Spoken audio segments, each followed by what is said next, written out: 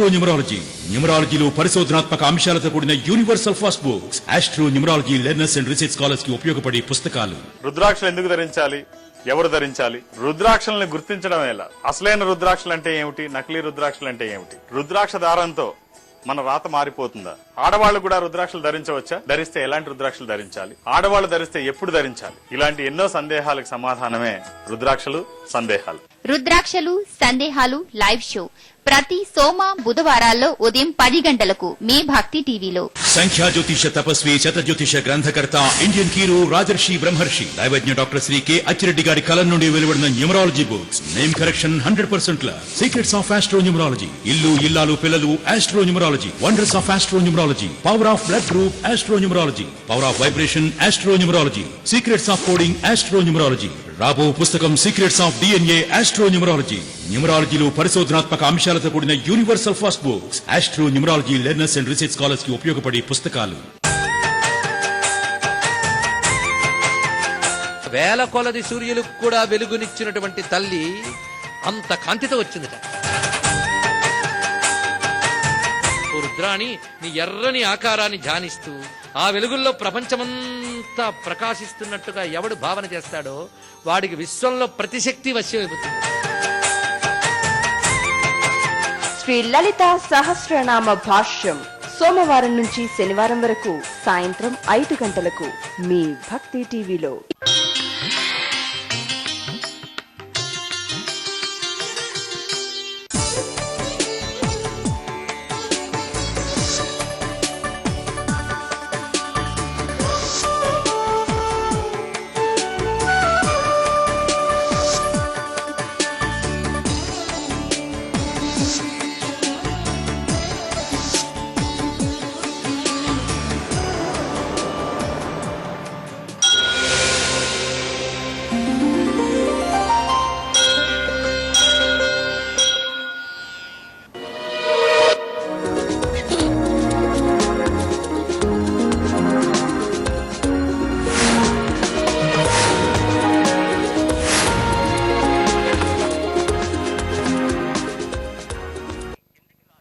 నమస్కారం.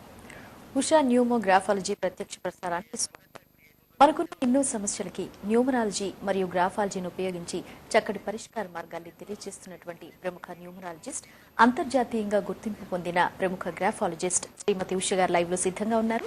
న్యూమరాలజీకి సంబంధించి మీకు ఏమైనా సందేహాలున్నా, మీ సమస్యలకి పరిష్కారాలు తెలుసుకోవాలనుకున్నా స్క్రీన్ పై కనిపిస్తున్నటువంటి నంబర్స్ కి ఫోన్ చేసి వారితో మాట్లాడండి. నమస్కారం అండి. నమస్కారం. ఉష గారు, న్యూమరాలజీకి సంబంధించి మీ దగ్గరికి చాలా మంది వస్తూ ఉంటారు. అందులో మీరు గ్రాఫాలజీ స్పెషలిస్ట్. సో గ్రాఫాలజీని ఉపయోగించి సమస్యలకి పరిష్కారాలు తెలియజేస్తుంటారు. ముఖ్యంగా చిన్నపిల్లల విషయానికి వస్తే మనం రెగ్యులర్ గా చూసే సమస్య ఏంటంటే మెమరీ లాస్ అనేది చూస్తూ ఉంటాం. జ్ఞాపక శక్తి కోల్పోతారని చెప్పి పేరెంట్స్ చాలా ఎక్కువగా వాళ్ళు చింత చెందుతూ ఉంటారు. అలాంటి సమస్యలకి గ్రాఫాలజీని ఉపయోగించి ఏమైనా పరిష్కారాలు పొందొచ్చు అంటారా? ఖచ్చితంగానండి. యాక్చువల్గా చిన్నపిల్లలు అంటే మనం ఫస్ట్ ఆఫ్ ఆల్ కోరుకునేది ఆరోగ్యం, దాని తర్వాత వాళ్ళకి చదువు బాగుండాలి అని. చాలా ఎక్కువ మంది చదువుతూ ఉంటారు, చాలా చదువుతారు, అవర్స్ చదువుతారు, బట్ మెమరీ అనేది ఉండదు. అదేవిధంగా టీచర్ చెప్తున్న లెసన్ కొంతమంది వింటారు, కొంతమంది వినరు. సో ప్రాబ్లం, ఒక సమస్య పరిష్కారం చేయాలి అన్నప్పుడు సమస్య ఎక్కడుందనేది తెలుసుకోవాలి. ఫర్ ఎగ్జాంపుల్ చూడండి, సైజ్, మీ పిల్లాడు రాస్తున్న హ్యాండ్ రైటింగ్ సైజ్ అనేది గమనించండి. సైజు చిన్న సైజులో రాస్తున్నారా, పెద్ద సైజుతో రాస్తున్నారా? చిన్న సైజు రాస్తున్నారు అంటే వాళ్ళకి కాన్సన్ట్రేషన్ బాగుంది అని అర్థం. కొంతమంది అంటూ ఉంటారు చాలా చిన్నవిగా రాస్తున్నావు, సైజ్ పెద్దది చెయ్యి అంటారు. పెద్ద సైజ్ చేశారు అంటే వాళ్ళ కాన్సన్ట్రేషన్ దెబ్బతింటుంది. ఆల్మోస్ట్ ఆల్ 17 years వరకు కూడా పిల్లలు స్మాల్ సైజ్ రైటింగ్ ప్రిఫరబుల్ అండి.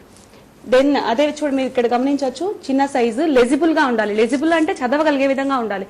చిన్న సైజు, మరీ చిన్న సైజు రాసి దాని తర్వాత ఒక అక్షరానికి ఒక అక్షరము ముడిపెట్టి రాశారంటే అది ఇల్లెజిబుల్ రైటింగ్ అని చెప్తాం. లెజిబుల్ సిగ్నేచర్ ఉండాలి, చిన్న సైజులో రాయాలి. ఇది నెంబర్ 1. సెకండ్ పాయింట్ తీసుకుంటే ఐ అండ్ జే డాట్స్. ఇది చూడడానికి చాలా సింపుల్ విషయంగా అనిపిస్తుందండి, ఇది చాలా చాలా ఇంపార్టెంట్. మీరు ప్లేస్ చేస్తున్న ఐ డాట్ ఎలా ప్లేస్ చేస్తున్నారు ఇక్కడ చూడొచ్చు. ఐ డాట్ కరెక్ట్ గా ప్లేస్ చేయాలండి, ఒక బిందువు లాగా కరెక్ట్ గా ప్లేస్ చేయాలి. మరి బిందువు అని ఇలా రౌండ్ చేయకూడదు. ఇక్కడ మీరు గమనించవచ్చు, ఈ ఐ డాట్ ఎటువైపు ఉంది, ఈ ఐ డాట్ రైట్ సైడ్, ఈ I dot left side I dot రాస్తున్నారు అంటే వాళ్ళు చిన్న చిన్న విషయాలు పట్టించుకోరు, తొందరగా జరిగిపోవాలి అన్న యొక్క తొందరతనంలో ఉంటారన్నమాట. అదే ఇటు సైడ్ పెట్టారంటే ఐ డాట్ కావచ్చు, జే డాట్ కావచ్చు అండి. ఇలా ఇటు సైడ్ ప్లేస్ చేశారు అంటే వాళ్ళు ప్రతి వరకు పోస్ట్ పోన్ చేస్తారు. ఫర్ ఎగ్జాంపుల్ సండే వచ్చింది, నెక్స్ట్ రోజు ఎగ్జామ్ ఉంది, సండే ఉంది కదా రేపు చదువుదాం అనుకుంటారు, సండే ఈవినింగ్ చదువుదాం అనుకుంటారు, ఈవినింగ్ వెళ్ళిన తర్వాత మళ్ళీ రేపు మార్నింగ్ లేచి చదువుదాం ఉంటారు, లాస్ట్ కి అసలు చదవరు. సో అటువంటి వాళ్ళు ఐ డాట్ ని ఇలా ప్లేస్ చేస్తారు. దెన్ ఐ డాట్ ని ఒక కమాలాగా ప్లేస్ చేస్తారు. ఇలా ప్లేస్ చేసే వాళ్ళని ఏమంటామంటే ఇరిటేషన్ ఎక్కువ అండి, కోపం, ఊరికేనే చికాకు పడిపోతూ ఉంటారు. దెన్ అదే విధంగా ఇలా స్క్రిబుల్ చేస్తారు, ఇలా ఐ డాట్ ని ఇలా చేస్తారు. ఐ డాట్ కొంతమంది యూత్లు మనము ముఖ్యంగా టీనేజర్స్ లో చూడొచ్చండి, ఇలా ఐ డాట్ కు బదులు జీరో చేస్తారు. ఇలా జీరో చేస్తే ఇండివిజువలిజం అంటాం. ఇండివిజువలిజం అంటే వాళ్ళకు అభిప్రాయాలు ఉంటాయి, ఎవరి మాట వినరు, నా ఇష్టం నేను నచ్చినట్టే చేస్తాను అంటారు. ఇది మోస్ట్లీ ఈ విధమైన జీరో మనము టీనేజర్స్ లో చూస్తాం. ఇలాంటి జీరో ఐ డాట్ బదులు జీరో చేస్తూ ఉంటే ఖచ్చితంగా ఇది అవాయిడ్ చేయాలండి. దెన్ కొంతమంది ఐ డాట్ ని పూర్తిగా మర్చిపోతారు, రాసే తొందరలో ఐ డాట్ మర్చిపోతారు, టీ బార్ మర్చిపోతారు. దాన్ని మనం ఏమంటామంటే కేర్లెస్నెస్, నెగ్లిజం అనేది ఎక్కువ ఉంటుంది. ఈ దేనికి పట్టించుకోరు, ఎంత తిట్టినా ఎంత అరిచినా వాళ్ళు ఆ కేర్లెస్నెస్ అనేది ఎక్కువ ఉంటుంది. చిన్న విషయం అండి, మీ యొక్క పిల్లల హ్యాండ్ రైటింగ్ చూసి వాళ్ళకి సమస్య ఎక్కడుంది, వాళ్ళ కాన్సన్ట్రేషన్ తగ్గిందా లేదు, నెగ్లిజెన్స్ పెరిగిందా, పోస్ట్ పోన్ చేస్తున్నారా అన్న విషయం మీరు ఇక్కడ గమనించవచ్చు. మెంటల్ గా వాళ్ళకి మీరు మోటివేట్ చేసినట్లయితే ఖచ్చితంగా వాళ్ళ డాట్స్ ని కరెక్ట్ గా ప్లేస్ చేస్తారు. Same I dot, j dot. Absent అయితే కేర్లెస్నెస్ అని చెప్పొచ్చు. దెన్ అదే విధంగా లెజిబుల్ రైటింగ్ అని చెప్పాను. ఇక్కడ చూడండి, ఇల్లెజిబుల్ రైటింగ్ అన్నమాట. అంటే ఒక అక్షరానికి ఒక అక్షరం, అక్కడ ఎక్కడ గ్యాప్ ఇవ్వాలో అక్కడ ఇవ్వడం లేదు, ఒకదానికి ఒకటి కలిపి రాసేస్తున్నారు. దీన్ని ఇల్లెజిబుల్ రైటింగ్ అంటాం. ఇది లెజిబుల్ గా ఉండాలి. దెన్ చిన్న సైజ్ లో హ్యాండ్ రైటింగ్ ఉండాలి. అదే విధంగా I dots, J dots correct గా ప్లేస్ చేయగలగాలి. ఇలా ఉంటే కాన్సన్ట్రేషన్ ఉంది, మెమరీ ఉంది అని చెప్పొచ్చు. మెమరీ లాస్, మర్చిపోతున్నాను, నేను చదువుతున్నాను మర్చిపోతున్నాను అంటారు. ఎందుకంటే ఇలా ఐ డాట్స్ కరెక్ట్ గా ప్లేస్ చేయకుంటే ఖచ్చితంగా మర్చిపోతారు. ఇది చిన్న వాళ్ళకైనా వర్తిస్తుంది, పెద్ద వాళ్ళకైనా వర్తిస్తుంది. బట్ మనం మోస్ట్లీ చిన్నపిల్లలప్పుడు దీన్ని మనం చేయించగలిగాము అంటే పెద్దవాళ్ళైన తర్వాత కూడా అదే అలవాటు అవుతుంది. అదే విధంగా టీహెచ్ గమనించాలండి. ఇప్పుడు చూడండి, టీహెచ్ మోస్ట్లీ మనం రాస్తూ ఉంటాం, హరిత, స్మిత, మహిత ఇలా రాస్తున్నప్పుడు టీహెచ్ అనేది ఖచ్చితంగా వస్తుంది. టీ పైకి ఉండి ఈ హెచ్ కిందకు ఉండి ఇలా డౌన్ ఇలా ఉంటే వాళ్ళు సరిగా వినరు, they are not good listeners అని. వీళ్ళు బిలో యావరేజ్ స్టూడెంట్స్ గా ఉంటారండి. మీ పిల్లల రైటింగ్ లో మీరు గమనించవచ్చు, మీ రైటింగ్ లో కూడా చూడొచ్చు. అదే విధంగా టీ కిందికి వచ్చి హెచ్ పైకి ఉంటే వీళ్ళు గుడ్ లిజనర్స్, వీళ్ళు బాగా వింటారు. సో ఇవన్నీ కూడాను మీ పిల్లల రైటింగ్ లో మీరు గమనించి సమస్య ఎక్కడుంది తెలుసుకొని ఆ సమస్య పరిష్కారం దిశగా ప్రయత్నించారంటే ఖచ్చితంగా వాళ్ళు మంచి మార్కులు తెచ్చుకుంటారు, అర్థం అయ్యే విధంగా చదువుతారు.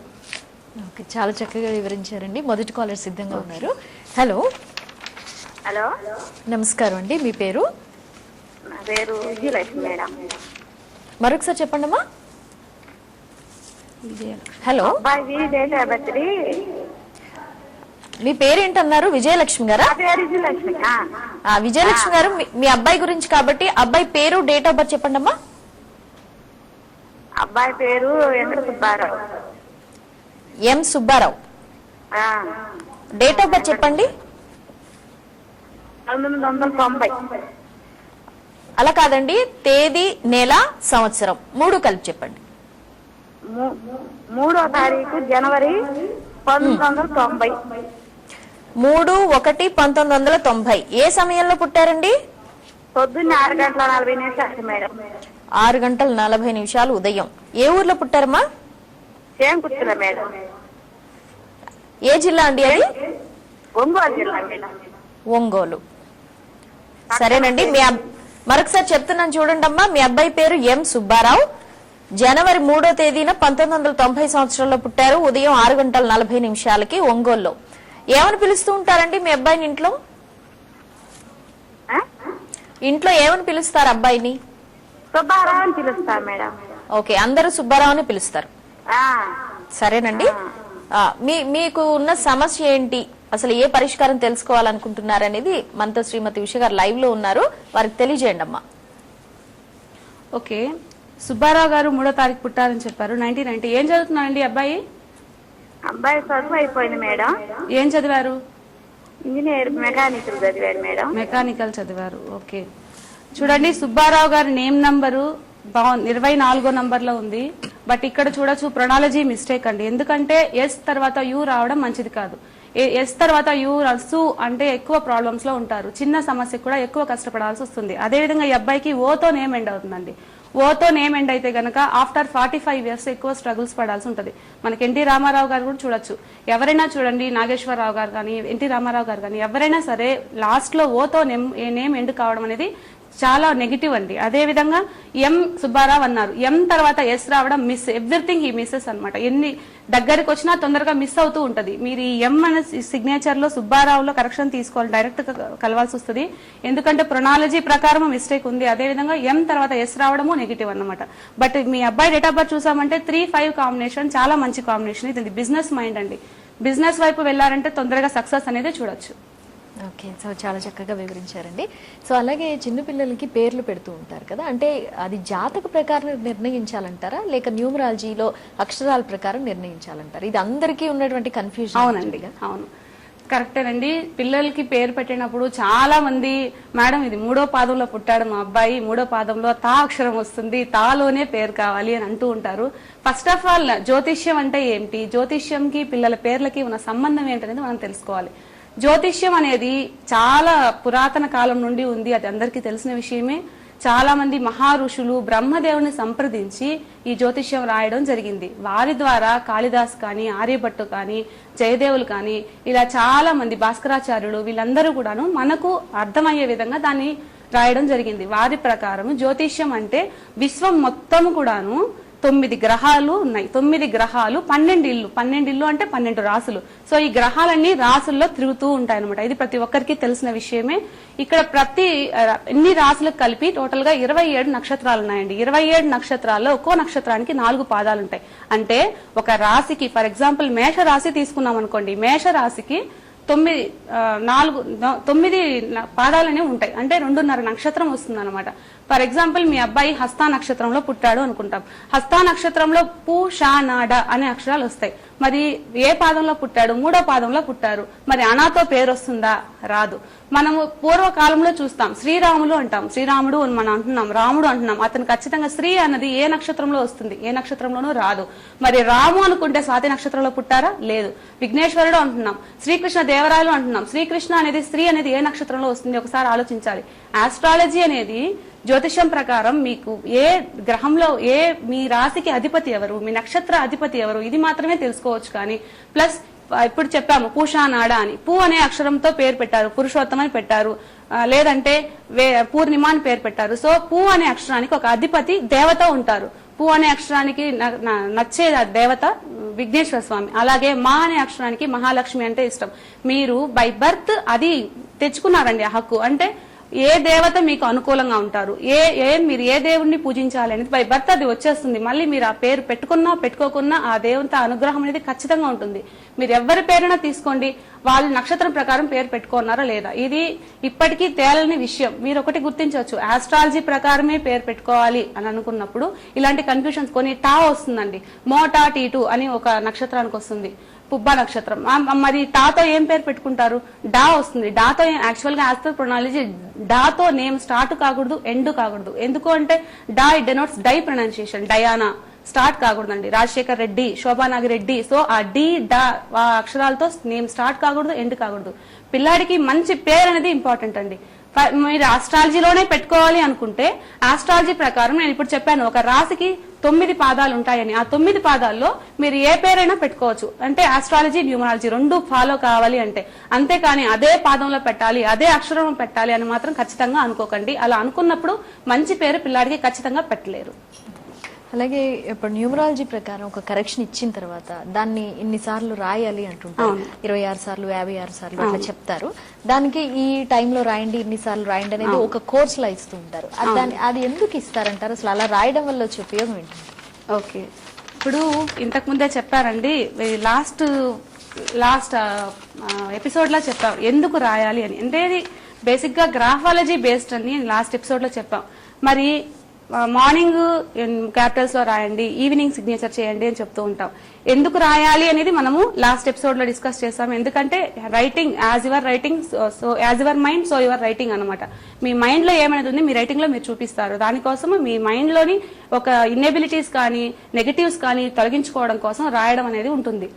ఇక్కడ మనం చూసామంటే ఎలా రాస్తున్నారు అనేది ఇంపార్టెంట్. ఈ రోజు ఎలా రాస్తున్నారు, మీరు న్యూమరాలజీ కరెక్షన్ తీసుకొని ఎలా రాస్తున్నారు అనేది చూద్దాం. ఎలా రాయడం, మార్నింగ్ క్యాపిటల్స్ లో రాస్తారు, ఒక బుక్ తీసుకుంటారు, అది ఖచ్చితంగా అన్రూల్డ్ లైఫ్ బుక్ అయి ఉండాలి. ఎందుకు రూల్ లో రాయకూడదు అంటే, రూల్ అనేది మిమ్మల్ని ఇన్స్ట్రిక్ట్ చేస్తుందండి, మిమ్మల్ని ఫ్రీగా ఉండనివ్వదు. ఎందుకంటే ఆ రూల్ లోనే మీరు రాయాలి. ఎవరైనా మీరు ఏదైనా ఒపీనియన్ తెలియజేయాలనుకున్నారనుకోండి, మిమ్మల్ని ఇన్స్ట్రిక్ట్ చేశారు, మీరు ఇదే చెప్పండి అదే చెప్పండి అంటే మీరు మీ ఒపీనియన్ పూర్తిగా తెలియజేయగలరా? తెలియజేయలేరు. సో సేమ్ ఇక్కడ కూడాను మీరు న్యూమరాలజీలో ఏం చేయాలి అంటే, unruled book first of all చాలా ముఖ్యం, అన్రూల్డ్ బుక్ లో రాయాలి. మరి కరెక్షన్ ఒక బుక్ లో రాయాలి, క్యాపిటల్ లెటర్స్ ఒక బుక్ లో రాయాలి, మరి సిగ్నేచర్ ఒక బుక్ లో రాయాలన్న రూల్ ఏమీ లేదండి. ఒకే బుక్ తీసుకోవచ్చు, right page left page 2 pages use చేసుకోవచ్చు. రైట్ పేజ్ ఉంటుంది అంటే మీ కుడి చేతి వైపు వచ్చే పేజ్ లో మీరు ఈవినింగ్ సిగ్నేచర్ చేయొచ్చు, లెఫ్ట్ సైడ్ వచ్చే పేజ్ లో ఈ మార్నింగ్ క్యాపిటల్స్ లో రాయొచ్చు. క్యాపిటల్స్ లో రాయడం ఈజీ అండి, బట్ సిగ్నేచర్ ఎలా చేస్తున్నారనేది ఇంపార్టెంట్. మీరు సిగ్నేచర్ మీ ఇష్టం వచ్చినట్లు చేశారంటే ఆల్రెడీ మీరు ఉన్న నెగిటివ్స్ అన్ని కూడాను అది ఖచ్చితంగా పాజిటివ్స్ లోకి మారవండి, ఆ నెగిటివ్స్ ఇంకా ఎక్కువ అవుతుంది అనమాట. ఫర్ ఎగ్జాంపుల్ చూడొచ్చు, మనము సిగ్నేచర్ మీరు పెడుతున్నప్పుడు సిగ్నేచర్ ఎలా రాస్తున్నారు, మీ యొక్క హ్యాండ్ రైటింగ్ ఎలా ఉంది, ఫస్ట్ మీ హ్యాండ్ రైటింగ్ చూడండి, మీ హ్యాండ్ రైటింగ్ ఎంత సైజ్ లో ఉంది గమనించండి, సిగ్నేచర్ సైజ్ గమనించండి. హ్యాండ్ రైటింగ్ సైజ్ కంటే సిగ్నేచర్ సైజు కొంచెం పెద్దగా ఉండాలి. అలాగని చాలా పెద్దదిగా చేశారంటే షో ఆఫ్ అవుతుందండి, అంటే లేనివన్నీ మీరు ప్రదర్శిస్తారని అర్థం. ఎంత సైజ్ లో మీ హ్యాండ్ రైటింగ్ ఉందో దానికంటే 1 మిల్లీమీటర్ పెద్దదిగా ఉండాలి, నంబర్ 1 పాయింట్. నెక్స్ట్ మీ క్యాపిటల్, మీ యొక్క మీరు రాస్తున్న హ్యాండ్ రైటింగ్ లో ఇనిషియల్ ఎక్కడ పెడుతున్నారు, ఫస్ట్ పెడుతున్నారా లాస్ట్ పెడుతున్నారా, అసలే ఇనిషియల్ తీసేస్తున్నారా, ఇది ఇంపార్టెంట్. దెన్ ఇనిషియల్ కి మీ యొక్క నేమ్ కి ఎంత గ్యాప్ ఇస్తున్నారు. ఇంకొకటి మనకు 3 టైప్స్ ఆఫ్ రైటింగ్ ఉంటదండి. రైటింగ్ లో 3 జోన్స్ ఉంటాయి, middle zone, upper zone, lower zone. So lower zone writing అంటే వై, జీ, జే ఇవన్నీ లోయర్ జోన్ రైటింగ్స్. కొంతమంది ఏం చేస్తారంటే లోయర్ జోన్ రైటింగ్స్ కూడా మిడిల్ జోన్ లోకి తీసుకెళ్తారు. సో అలా అనేది ఖచ్చితంగా చేయకూడదు. Lower zone writing lower zone లో ఉండాలి, middle zone writing middle zone లో ఉండాలి, upper zone writing upper zone లోనే ఉండాలి. ఇవన్నీ కూడా మీరు రాసేటప్పుడు ఖచ్చితంగా గమనించాలండి. అలా గమనించకుండా మీకు ఇష్టం వచ్చినట్టు చేశారంటే మీరు రాసి ప్రయోజనం అయితే ఖచ్చితంగా ఉండదు. నెక్స్ట్ సిగ్నేచర్ ఎండింగ్ ఎలా చేస్తున్నారు. చాలా మంది ఏం చేస్తారంటే 2వ నంబర్ లో పుట్టే వాళ్ళు చంద్రుడితో ఏం చేయాలని ఇలా చంద్రుడి గీసి చుక్క పెడుతూ ఉంటారు. ఇది ఎక్సెస్ అండి. ఎందుకంటే ఇలా చేశారంటే అవసరమైన విషయాలు వదిలి అనవసరమైన విషయాలు ఎక్కువ పట్టించుకుంటూ ఉంటారన్నమాట. నెక్స్ట్ సిగ్నేచర్ ఎలా ఎండ్ చేస్తున్నారు, ఇలా ఏ రాస్తున్నాము, ఇలా షార్ప్ గా ఎండ్ చేసామంటే ఇండెసిసివ్నెస్ అంటారండి, అంటే డెసిషన్స్ కరెక్ట్ గా తీసుకోలేరు. మోస్ట్లీ 2/11/2029 ఈ తారీఖులో పుట్టిన వాళ్ళు డెసిషన్స్ కరెక్ట్ గా తీసుకోలేరు, ఎప్పుడు డైలామాలోనే ఉంటారు. ఇది చేయాలా అది చేయాలా, ఎవరైనా అడిగితే బాగుంది ఇలా అనుకుంటుంటారు. వాళ్ళు కనుక ఇలా చేశారు అంటే ఆ యొక్క ఎఫెక్ట్ అనేది ఇంకా మరింత పెరుగుతుందే కానీ తగ్గదు. సో ఎండింగ్ అనేది మీరు ఇక్కడ ఎంత ప్రెషర్ ఉపయోగిస్తున్నారో ఎండింగ్ లో కూడా అంతే ప్రెషర్ అనేది ఉండాలి, అది ఇంపార్టెంట్. అంతేకాని ఇలా తీసి ఇలా రాసినంత మాత్రాన లైఫ్ లో ఎదుగుదల అనేది ఖచ్చితంగా ఉండదు. దెన్ ఇనిషియల్ ప్లేస్, ఇంతకు ముందే చెప్పాను ఇనిషియల్ ప్లేస్ ఎక్కడ ప్లేస్ చేస్తున్నారని. మరి గీత గీస్తే అలవాటు ఉంటుంది కొంతమందికి, సిగ్నేచర్ లో గీత గీస్తుంటారు. ఆ గీత ఎలా గీస్తున్నారు, సగం సగం గీస్తున్నారా, టోటల్ గా గీస్తున్నారా, లేదా స్టార్టింగ్ లో గీస్తున్నారా, ఇది కూడా చాలా ఇంపార్టెంట్. గీత గీయడం అంటే మీకు కాన్ఫిడెన్స్ ని తెలుపుతుంది. సో ఎక్కడ మీరు ఏ విషయంలో కాన్ఫిడెంట్ గా ఉన్నారు, ప్రొఫెషనల్ లైఫ్ లో కాన్ఫిడెంట్ గా ఉన్నారా, లేదు పర్సనల్ లైఫ్ లో కాన్ఫిడెంట్ గా ఉన్నారా, లేదు మిగిలిన ఒక మనిషి అన్న తర్వాత చాలా లైఫ్ ఉంటుందండి. ఇంట్లో ఒక ఫ్యామిలీ లైఫ్ ఉంటుంది, మీకు పర్సనల్ లైఫ్ ఒకటి ఉంటుంది, అదేవిధంగా ప్రొఫెషనల్ లైఫ్ ఉంటుంది. ఈ 3 లైఫ్స్ లో మీరు ఎక్కడ కాన్ఫిడెంట్ గా ఉన్నారు అనే విషయం మీ సిగ్నేచర్ కింద గీత ఎక్కడ గీస్తున్నారని ఇంపార్టెంట్. కొంతమంది ఇలా గీత గీస్తుంటారు, సో వీళ్ళు కాన్ఫిడెన్స్ లూజ్ చేస్తున్నారని అర్థం. ఖచ్చితంగా ఇలాంటి గీత గీయకూడదండి. మీరు గీత గీయాలి అంటే స్ట్రైట్ లైన్ అనేది ఇంపార్టెంట్. ఇలా కర్వ్ లైన్ గీస్తారు, ఇలా గీస్తారు కొంతమంది 2 లైన్స్ వేస్తారు, కొంతమంది చాలా లైన్స్ వేస్తారు. ఇలా వేయడం వల్ల కాన్ఫిడెన్స్ అనే లెవెల్స్ అనేవి తగ్గుతాయి. దెన్ మీరు ఇంకొకటి గమనించవచ్చు, డిఫరెంట్ స్లాంట్స్ ఉంటాయి చూడండి. ఇక్కడ ఆర్ లో వచ్చి ఇది లెఫ్ట్ స్లాంట్ అంటే మీ ఎడమ చేతి వైపు అక్షరం ముంగి ఉండడం. లెఫ్ట్ స్లాంట్ మోస్ట్లీ చాలా మంది లెఫ్ట్ స్లాంట్ రైటింగ్ రాస్తూ ఉంటారండి. లెఫ్ట్ స్లాంట్ రైటింగ్ వాళ్ళతో కొంచెం కేర్ఫుల్ గా ఉండాలి, ఎందుకంటే వాళ్ళు ఎక్కువ స్ట్రెస్ తో ఉంటారు, ఏదైనా వాళ్ళు అనుకున్నది బయట పెట్టలేరు. చిన్నపిల్లలు కనుక లెఫ్ట్ స్లాంట్ రాస్తున్నారు అంటే ఎడమ చేతి వైపుకు వంగిన రైటింగ్ అండి. ఇక్కడ ఆర్ మనం చూడొచ్చు, ఇలా మన ఎడమ చేతి వైపుకు వంగిందన్నమాట. ఇలా రైటింగ్ అన్ని కూడా లెఫ్ట్ స్లాంట్ లో ఉంది అంటే వాళ్ళు ఏదో స్ట్రెస్ తో ఉన్నారు, అమ్మ నాన్న గొడవ వేసుకున్నారా ఇంట్లో, లేదు మీకు చెప్పలేని సమస్యతో ఏదైనా బాధపడుతున్నారా, ఒకసారి సైకలాజికల్ గా వాళ్ళని మీరు కౌన్సిల్ చేసిన తర్వాత ఈ రైటింగ్ మామూలు వర్టికల్ స్లాంట్ కు మార్చడం చాలా మంచిది. కొంతమంది సిగ్నేచర్ లో ఏం చేస్తారంటే ఒక రైటింగ్ లెఫ్ట్ స్లాంట్, ఒక రైటింగ్ రైట్ స్లాంట్, ఒక రైటింగ్ వర్టికల్ స్లాంట్, 3 స్లాంట్స్ యూజ్ చేస్తారు. సో మీ రైటింగ్ లో లో ఏ స్లాంట్ అయితే ఉందో మీరు సిగ్నేచర్ లో కూడా అదే స్లాంట్ యూజ్ చేయాలి. ఒకటి లెఫ్ట్ స్లాంట్ ఒకటి రైట్ స్లాంట్ ఇలా మారుస్తున్నారంటే మెంటల్ గా కూడా మీకు అక్కడ ఆ పొజిషన్ దగ్గర చెప్పాను కదా, personal life, professional life, family life లో మీరు డిస్టర్బ్ గా ఉన్నారని అర్థం. దెన్ ఎక్కడ స్టార్ట్ చేస్తున్నారు? సిగ్నేచర్ యాక్చువల్ గా ఆర్ అనేది మిడిల్ జోన్ లో స్టార్ట్ కావాలి. కొంతమంది ఏం చేస్తారంటే ఇలా కిందికి స్టార్ట్ చేస్తారు. సో ఇలా స్టార్ట్ చేస్తారంటే వాళ్ళు ఏది కూడాను తొందరగా పైకి రాలేరు, మనసులో ఏమనుకున్నా బయట పెట్టలేరు అనమాట, అన్నిటికీ అలాగే ఫ్లక్అప్ అయిపోయి ఉంటారు అనమాట. సో కొంతమంది ఏం చేస్తారు, సిగ్నేచర్ ని ఇలా రౌండప్ చేస్తారు. ఇలా రౌండప్ చేస్తే భయస్థులు, భయంగా ఉన్నారు, వాళ్ళకు సెక్యూరిటీ కోరుకుంటున్నారు అని అర్థం. వాళ్ళు కూడా ఓపెన్ అప్ కాలేరు. కొంతమంది ఓన్లీ ఫస్ట్ లెటర్ కి రౌండప్ చేస్తారు, లాస్ట్ లెటర్ కి ఇలా రౌండప్ చేయకూడదండి. మీరు ఎప్పుడు ఇక్కడ న్యూమరాలజీ కోర్స్ రాస్తున్నారు అంటే మీలో ఉన్న నెగటివ్స్ పోవడం కోసం రాస్తున్నారు, కానీ కొత్తవి తెచ్చుకోవడం కోసం అయితే కాదు. మీరు న్యూమరాలజీ కరెక్షన్ చేసుకున్నప్పుడు ఖచ్చితంగా మీ యొక్క సిగ్నేచర్ అనేది చాలా చాలా ఇంపార్టెంట్. కొంతమంది క్లమ్జీగా ఒక రైటింగ్ మీద ఒక రైటింగ్ రాస్తుంటారండి, ఒకే పేజ్ లో రాయాలి, లైన్స్ సరిపోవడం లేదు, 55 టైమ్స్ రాయాలి, ఇలా చెప్తూ ఉంటారు. సో మీరు ఎప్పుడు కూడా ఫ్రీగా రాయండి, ఓపెన్ మైండ్ తో ఉండండి, అలా చేశారంటే బాగుంటుంది. ఇలా కొంతమంది ఇల్లిజిబుల్ సిగ్నేచర్ అండి, ఆర్ మాత్రమే కనిపిస్తుంది, మిగిలిన రైటింగ్ ఏది కూడా కనిపించదు. వీళ్ళు డిసానెస్ట్ అని చెప్పొచ్చు. అంటే పబ్లిక్ కి మీరు హానెస్ట్ అయినా కూడా పబ్లిక్ కి మీరు డిసానెస్ట్ గా తెలియజేస్తున్నారు అంతే. ఇక్కడ మీరు హానెస్ట్ అయి ఉండొచ్చు, బట్ ఇలా చేయడం కూడా అది నెగిటివ్ ట్రైట్, పాజిటివ్ ట్రైట్ అని అనిపించుకోదు. సో ఇవన్నీ కూడా ఫాలో అయ్యి మీ యొక్క రైటింగ్, మీ యొక్క సిగ్నేచర్ కరెక్ట్ గా రాసినప్పుడు మీరు సంవత్సరాల తరబడి కోర్స్ చేయాల్సిన అవసరం ఖచ్చితంగా అయితే లేదండి. విత్ ఇన్ 150 days లో మీకు రిజల్ట్ అనేది ఖచ్చితంగా వస్తుంది. Whenever you are following graphology you can succeed easily. Okay, చాలా చక్కగా వివరించారు మేడం. మరో కాలర్ సిద్ధంగా ఉన్నారు. హలో, నమస్కారం అండి, మీ పేరు? మీ అబ్బాయి గురించి చెప్పాలనుకుంటున్నారా? మీ పేరు చెప్పండి అమ్మా ఒకసారి. మా పేరు సుగుడు గారు, మీ అబ్బాయి పేరు, డేట్ ఆఫ్ బర్త్ చెప్పండి. జీడి అనీష్ అండి. హనీష్, జీడి హనీష్. హనీష్ అండి, Manisha? Anish. Hanish, ANES. Anish. Okay, date of birth చెప్పండి. 13/12/2005 అండి. 2/12/2005. ఏ టైంలో పుట్టాడండి అబ్బాయి? మార్నింగ్ 10:30 లోపల. 10:30. ఏ ఊర్లో పుట్టారండి? హైదరాబాద్ లో. ఓకే, సుగుణ్ గారు ఒకసారి నేను మళ్ళీ రిపీట్ చేస్తున్నాను చూడండి అమ్మా. జీడి అనీష్ 2/12/2005 పుట్టాడు. ఉదయం 10:30 హైదరాబాద్ లో. ఇంట్లో ఏమని పిలుస్తూ ఉంటారండి? 13/12 అండి. 13/12. ఓకే, సో డిసెంబర్ 13వ తారీఖు అంతే కదా? సరేనండి. ఏమని పిలుస్తూ ఉంటారు ఇంట్లో? అనీష్ అనే పిలుస్తామండి, బన్నీ అనుకుంటామండి. బన్నీ అని పిలుస్తారు, అనీష్ అని పిలుస్తారు. అవును. సరేనండి, మీరు ఏ సమస్య గురించి అడగాలనుకుంటున్నారో ఉషా గారు లైవ్ లో ఉన్నారు, వారికి తెలియజేయండి. ఓకే, చూడండి, అనీష్ 13th పుట్టాడు, 13/12/2005.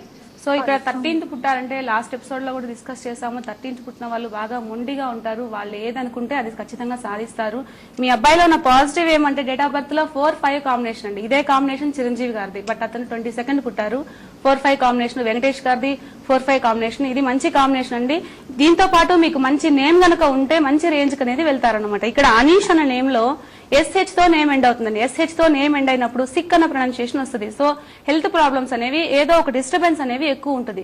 సో ఇక్కడ మీరు తీసుకోవాల్సిన కరెక్షన్, నేమ్ నంబర్ అయితే బాగుందండి. 24-25 కాంబినేషన్ నేమ్ నంబర్ అన్ని బాగున్నాయి, బట్ SH తో ఉండడం అనేది నెగిటివ్. ANHEES అలా మీరు కరెక్షన్ తీసుకోగలిగితే సరిపోతుందండి. ఓకే, సో విన్నారు కదండి, వారు చెప్పినట్టుగా కరెక్షన్ తీసుకుంటే అబ్బాయికి మంచి భవిష్యత్తు ఉండే అవకాశం ఉందని తెలియజేస్తున్నారు, కాబట్టి అది ఫాలో అవ్వండి. సో ఉషా గారు ఈనాటి కార్యక్రమంలో చాలా చక్కగా తెలియజేశారండి. కాలేజ్ అందరికీ కూడా న్యూమరాలజీలో వాళ్ళకున్న సందేహాలని నివృత్తి చేశారు, పరిష్కారాలు కూడా తెలియజేశారు. అలాగే సిగ్నేచర్స్ అవి ఏ విధంగా చేస్తే మనకి బెనిఫిషియల్ గా ఉంటుందనే విషయాలు కూడా తెలియజేశారు. ప్రేక్షకులందరి తరఫున మీకు ప్రత్యేకంగా ధన్యవాదాలు. నమస్కారం. చూసారు కదండి, ఇది ఈనాటి ఉషా న్యూమోగ్రాఫాలజీ ప్రత్యక్ష ప్రసారం. మరో కార్యక్రమంలో మళ్ళీ కలుసుకుందాం. అంతవరకు సెలవు, నమస్కారం. Anchor dress courtesy by master Vivas, Dilsukh Nagar, Hyderabad. మీ సమస్యకు పరిష్కారం Usha numographology. Shrimati Usha, certified signature specialist, internationally certified graphologist and numerologist. Mail ID usha555@gmail.com. Website ushanumographology.com. Phone numbers 8332063692, 7095001519 94936 79103.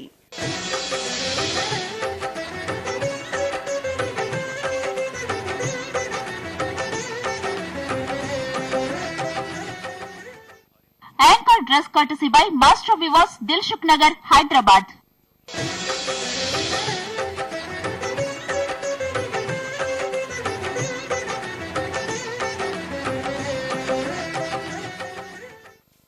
అన్ని రకాల రుచికరమైన మసాలాలు మీ ఇంట ఆనందాన్ని వెదజల్లుతాయి. స్వచ్ఛమైన శుద్ధమైన గుణాల సమ్మేళనం అదే ఆనంద్ మసాలే. मैं प्रतिदिन योग करता हूँ. इसने मेरा सामर्थ्य और आत्मविश्वास बढ़ाया है. आप भी योग अपनाएं, स्वस्थ, सानिध्य और ऊर्जावान रहें. 21 जून अंतर्राष्ट्रीय योग दिवस. योग संभावनाओं को संभव बनाए. మీ గుండె లయను సరిచేయడానికి మేం మీకు సహాయపడగలము. Kamineni hospitals, LB Nagar, King Koti, Vijayawada. Appointments కోసం 70362 70362. तन मन की एकाग्रता और सामर्थ्य बढ़ाने में योग ने हमेशा मेरा साथ दिया. योग अपनाइए, संभावनाओं को संभव बनाइए. योग सही गाइडेंस और कंसल्टेशन के साथ ही कीजिए.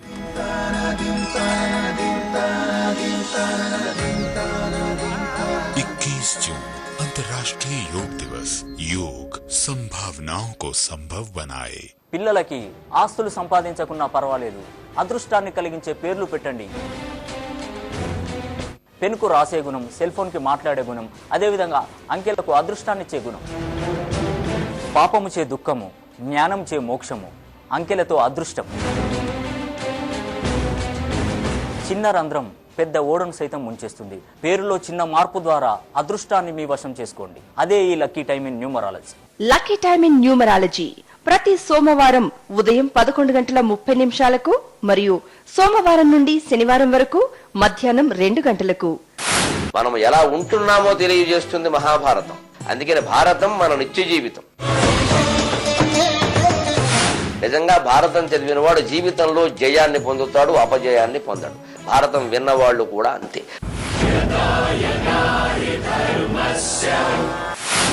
లోకంలో అన్ని పనులు చేస్తున్నటువంటి అందరి రూపాలు కూడా దైవ రూపాలే. విశ్వరూపం అంటే అదే.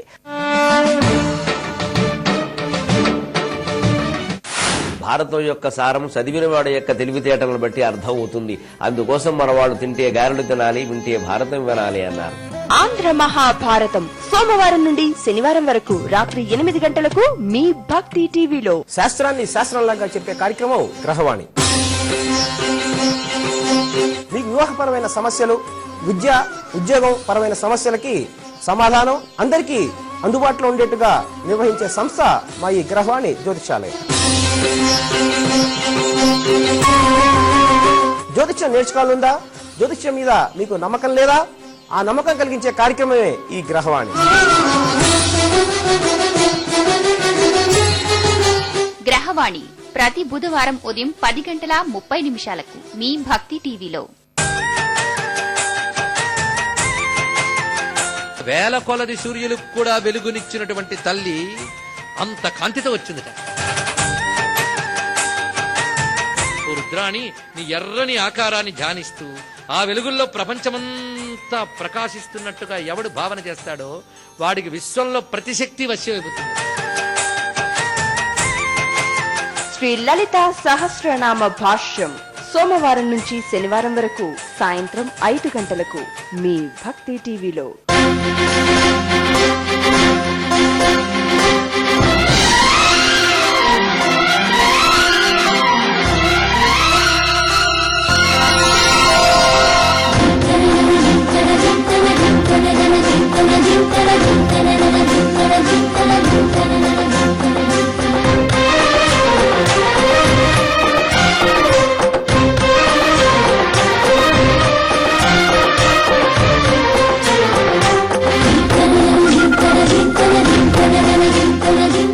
యాత్ర సోమవారం నుండి శనివారం వరకు ప్రతిరోజు రాత్రి 9:30 మీ భక్తి టీవీలో.